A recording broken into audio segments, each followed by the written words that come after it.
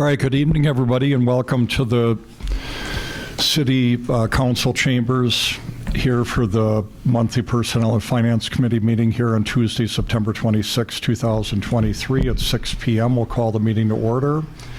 First item on the agenda is to review and consider approving the meeting minutes from the August 30th meeting. Mr. Chairman, I'll make a motion to approve the minutes from August 30th. I will second the motion. Questions or discussion on the meeting minutes from August 2023? Hearing none, all those in favor of approving signify by saying aye. Aye. And those are passed to go to the next Common Council meeting. Next item on the agenda are the vouchers. Discuss and consider approving the August 2023 vouchers. Your Honor, I make a motion to approve the August vouchers. I'll second. Questions or discussion on the August Personnel and Finance Committee vouchers?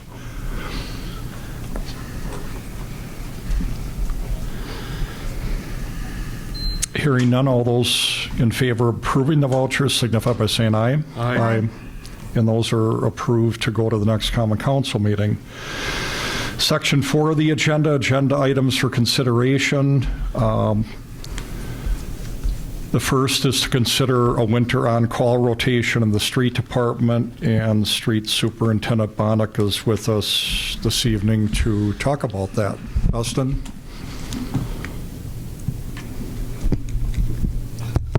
All right, well, thank you for taking the time to hear my idea here. So currently our department has, as far as supervision goes, myself, I'm salaried, and then we have our working foreman who is hourly. You know, the role of being on call, watching streets, responding to after-hours calls is not as serious, I guess, this time of year. You know, most of the summer, the number of our after-hours calls, emergencies, just isn't that high. However, the need for 24/7 monitoring of conditions is really important, obviously, mid-November, really through March, wintertime. You know, right now that's being assumed by me, and the issue becomes without a lack of, or without any redundancy in that supervision, we set ourselves up to be in a tough spot if, take me out of position, anybody is down for a while. We don't have that next supervisor to just step in and take over. We do, it's an hourly paid foreman though, and we have no structure in place right now for the monitoring, I guess we'll call it, of the situation, just being on call.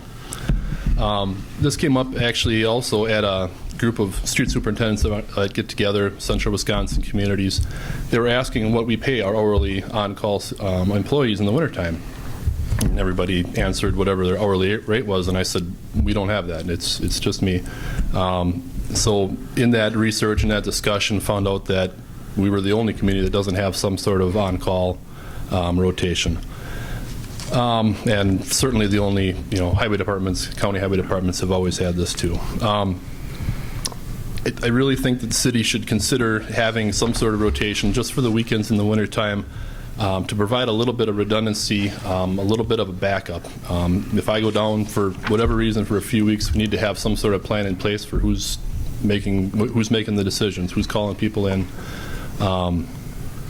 You know, when we have an employee go down, if an operator can't come to work for a while, or if they request a vacation, we plug in the next operator. As long as we have enough on staff, we're good to go. We don't have that right now when it comes to supervision. Our working foreman is also one of our operators, so if he's plowing snow, there's nobody else to, you know, be monitoring the situation, watching the weather. Another reason I think it's important is I think it would give the employees a sense of pride, give them a chance to have some more responsibility.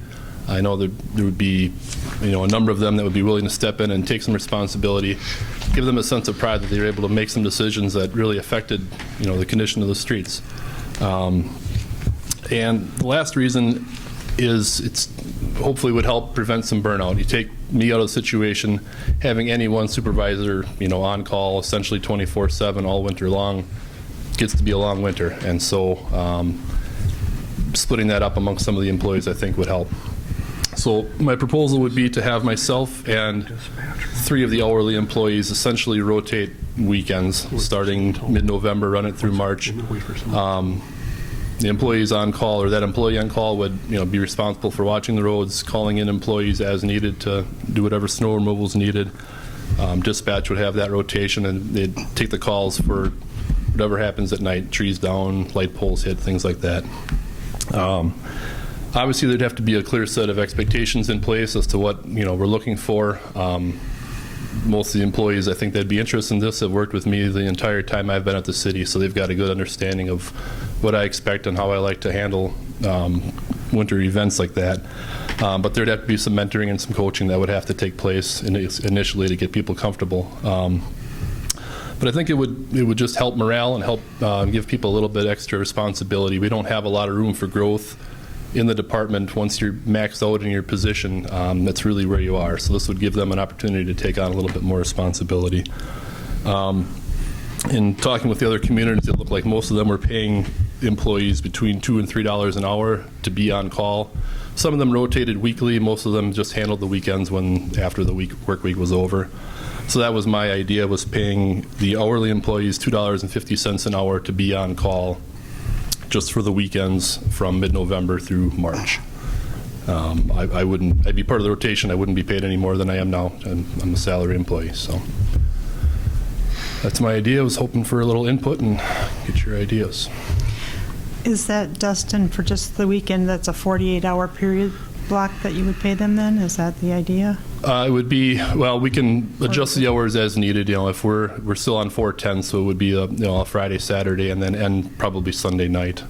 And then overnight would probably go back to, and I'd be on call, or I would assume it always throughout the week. So then starting Sunday night through the rest of the week would be me again.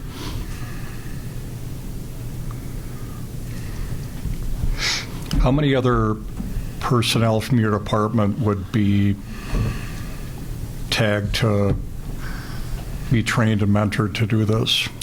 I was thinking 3, so that there's 4 people total. Once a month, you'd be rotated back on call.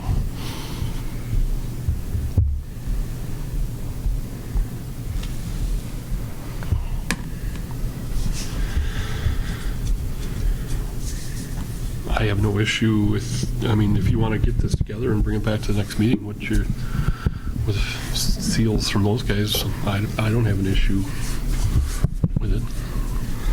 I guess, Mr. Chairman, if I may. Go ahead, Your Honor. Dustin and Rod came and presented this plan to me. I think it's a good way to, like Dustin said, the guys have a little more, or his employees would have a little more buy-in and a little more supervisory position.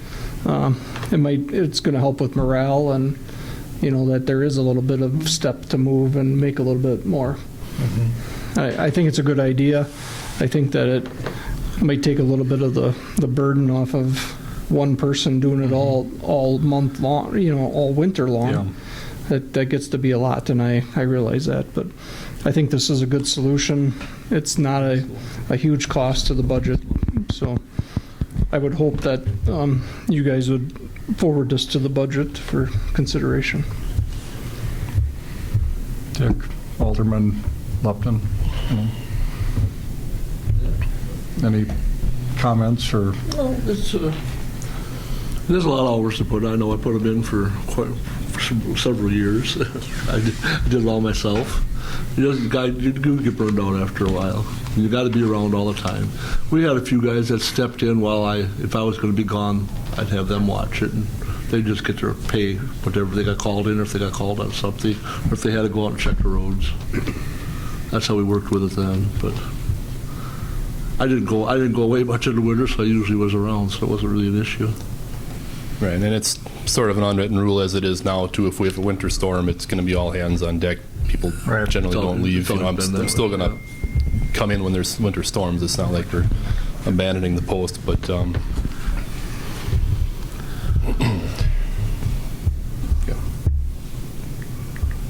I Make a motion to forward this plan on to our next budget hearing. I'll second that. Further questions or discussion? I just have one more comment, Dustin. Having one person in charge trying to do everything, and then he or she goes down and there isn't a plan for what happens then. In this case, I think for all the reasons you stated, it makes sense, and I support it 100%. Right, and I have full confidence that if I disappeared, they would make it work, but at least Yeah. there's a formal, you slide the next person in place and it's ready to Okay. go. Further questions or discussion on this agenda item or the motion that's on the floor?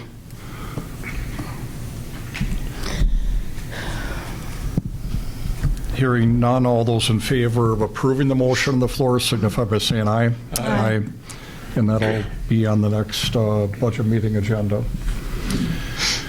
Okay, moving on to the next agenda item for consideration is to discuss and consider email marketing for recruitment of the finance director position. Your Honor, I brought this to PNF. This came up through our marketing, working with Midwest, and this is one of the tools that they suggested, and that it could be very tailor-marketed towards filling high-level positions. So what's originally in the packet here, it says they would do up to 50,000 impressions per broadcast. And you could choose if you want to send out one email, and that's considered a broadcast, and that's $1,200 to send this out. But they can target market this very specifically based on job description, job characteristics, as to where they wanted to send it out, where we would like to send it out to try and get some additional responses for our ads. And then I asked her to provide some additional information, which is what is in the packet that I left on your desk tonight. Because one of the questions was, how do you keep these emails from going into the spam folders? And she said, first of all of their data is 100% opt-in, meaning everyone that they send an email to is asked to receive information about subjects that they use to build their audiences with. And then they also send their emails out a little bit at a time so that their servers don't get shut down or flagged as spam. Let's see, she says, there's no way they can guarantee that they all avoid the spam filter, but they have a very good rate audit. I asked her for additional, what are the typical open rates for these target emails when someone gets them, and she had on 12 to 16%, about 2 to 3% of the people who click on the link within the email. She's given us some examples in this packet. I've included some examples as far as the types of emails they can do, and I think there's some information on the bottom as far as what their return, how many clicks were, like, for example, the one for education position. They had an audience of 6,231. Out of that, 1,200 people viewed it, which is a 19% view rate. And out of that, 138 people went further into it to investigate, to see what the email was about.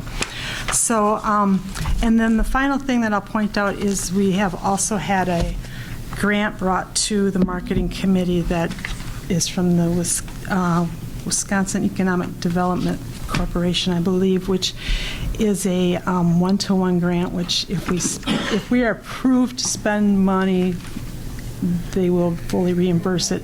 And it's a recruitment, so it would be an out-of-state recruitment type grant for recruiting positions that we could potentially apply this for. So I'm just bringing it to PNF for consideration as an alternative to, I know we've done some advertising already for the finance position.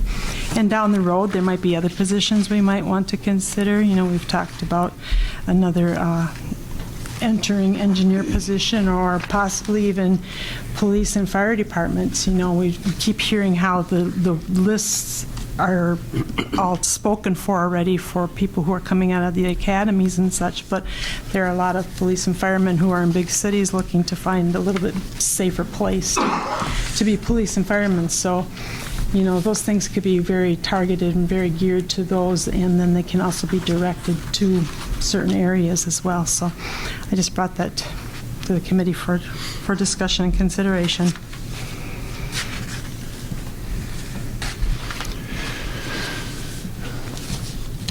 I'll start out and ask the co-administrators and Mayor Haas an update on responses for this position since our last meeting? I think we're at 3 total right now. And 2 of them we rejected, and 1 we just looked at the phone, and it's on Indeed, but we haven't had a chance to review it yet. But Okay. I think what we had originally talked about was kind of waiting until like mid-November, and then if we don't have any possible potential interview material, that we would up it with either PAA or something like LaDonna's talking about. So I guess maybe if a motion could be made to approve something like that, if we don't have anything satisfactory by the middle of November, and go with it. Can we just refer to October's P&F? I have no problem with that. But Yeah. Let's see how big that line gets. Yeah. Now, just because the mayor had shared something about doing some support from these advertising outlets on some other things for marketing and communications, and this wasn't a part of that at the time, but I mean, is there a cost estimate for this? Well, within that plan, they had quoted us $1,200 per blast that they would send this out to. Okay. So if you're looking at, sending out one email to 50,000 potential viewers for $1,200 versus, I don't know what we were Yeah. quoted by that other firm. Right. I mean, I guess I don't know. I don't know. It seems like it has potential. And if we can also apply for that grant and get the $1,200 back, whether we are successful or not successful, we're not necessarily out anything, I don't believe. So, And I think if we go with like PAA, they quoted us like $50,000 to recruit for the city administrator's position. Right, So, right. I mean, I think that this would be a good way of doing it, giving it a good try. LaDonna, that grant, wasn't it for out of state though? it is for out of state. So depending on what our qualifications are, I mean, if they can prorate it and say we've sent emails and we know this many went out of state versus this many that stayed in state, type thing. But that is one of the things of the grant is for out of state marketing. But even $1,200 for 50,000 in-state, I think is, if we're making the connections, I mean, we can put everything out we want to. If they don't click on it, it's not going to work. So I think that'd be a good way to do it.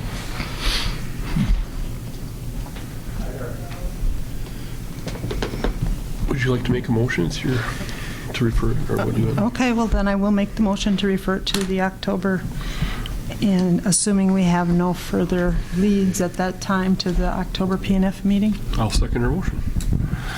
You're going to be here for that. Yes, I hope so. Further questions or discussion on the motion on the floor? Hearing none, all those in favor of approving signify by saying aye. Aye. And that's approved, and we'll go on to next month's PNF meeting.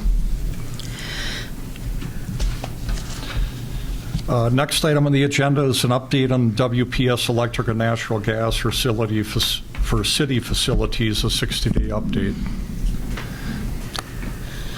The information is updated through August, and it's trending slightly within a couple $100 less than what I originally predicted earlier this year. We'll have to see what kind of winter we get. And the Park and Rec Director provided the detail of what was billed to the summer ice time to the youth hockey organization.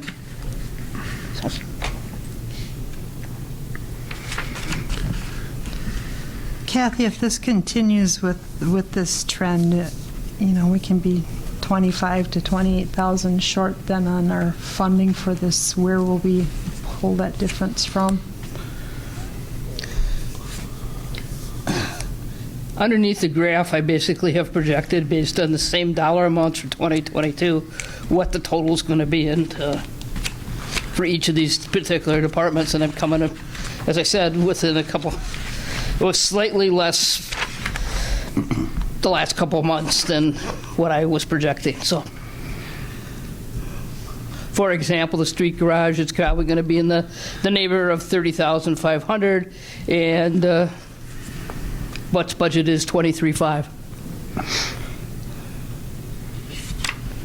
Right, but when you add them up for each one of these categories, you're close to 28,000 short. It's not specific. The budgets are balanced by department, not by particular accounts.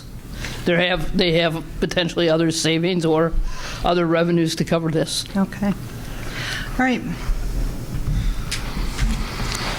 I have no questions. We're good to go? Okay. All right, moving on to monthly reports. I'll open up to any questions from the committee members on the monthly reports from the mayor, the finance director, city attorney, city clerk, who isn't present, but Kathy is, municipal court. Any questions or comments on the monthly reports?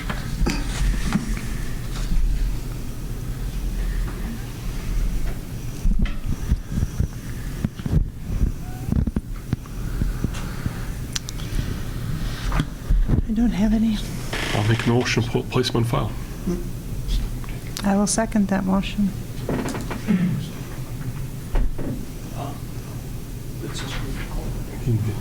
Should review this. Oh, okay. Could you say again, please? It's being recorded. Oh, I made a motion, and the first lady of the fourth ward seconded to place monthly reports on file. Further discussion or questions on the monthly reports? Hearing none, all those in favor of approving the motion signify by saying aye. Aye. And those are approved to go to the next common council meeting. Next item on the agenda is public comment. Is there anybody on the teleconference or present in the chambers that would like to make public comment?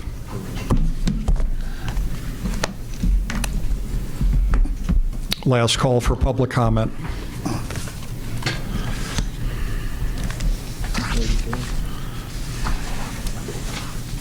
Hearing none, we'll move on to date and time of the next meeting, which is proposed for Tuesday, October 24th at 6 p.m. What do you think, I'm walking back from Italy?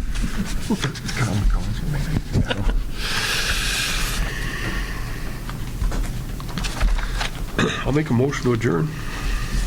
I will second it. For Lori, I will second it. It's okay. All those in favor of the motion on the floor to adjourn signify by saying aye. Aye. And we're adjourned, and